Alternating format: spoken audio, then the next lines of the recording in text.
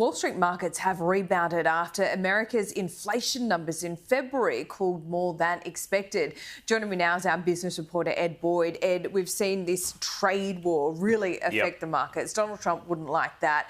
We've seen a bit of a rebound because of these numbers, but surely this volatility on the market isn't over because the trade war looks set to widen, doesn't it? The trade war's got a long way to go. The market has been very volatile. Just looking at the American markets, the NASDAQ index is entered correction territory. It fell more than 10% from its peak.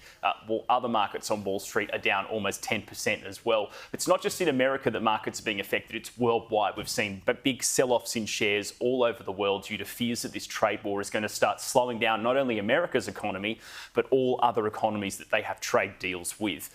So US markets did rebound last night. It's because inflation was slightly better than expected during the month of February, but it's worth noting that this is the last month where we won't see the tariff effect on the inflation figures. We'll start seeing it from March because the 1st of March is when most of President Trump's tariffs came into effect and are starting to affect big parts of America's economy. So we're going to see a big increase in inflation in America coming next in the month of March, Laura. We'll get those figures in 4 weeks' time. OK, let's kind of reduce it down a little bit and go back to these tariffs as they stand at the moment.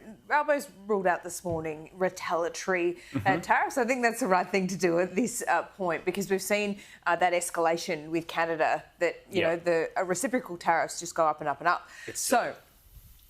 When it comes to the steel and aluminium and the tariffs placed on Australian steel going into the US, it's really a very small part of the market. It is. That's not going to cost our economy per se, but what about the super funds? What about the broader economic ramifications and how this works really in concert with what happens in China too? Yeah, look, the figures are a little bit hazy to know, but it's about $1 billion is the steel and aluminium tariffs that go to the United States. So it's a small component of our trade with America. Some of the other industries that are really concerned with Trump making wider tariffs across other parts of our economy is agriculture, for example. US has been importing or buying a record amount of Australian red beef and sheep meat worth about $5.5 billion. So it's more than 5 times the amount of value of the aluminium and steel tariffs. But obviously Australia's economy, we're a trade economy. Our biggest trading partner is China.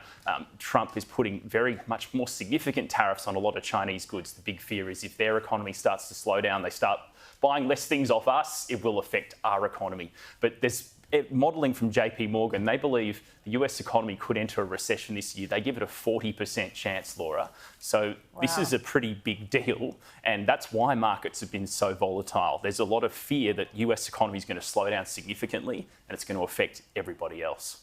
Wow, that would affect us as well. It would. So yeah, Ed, thanks so much.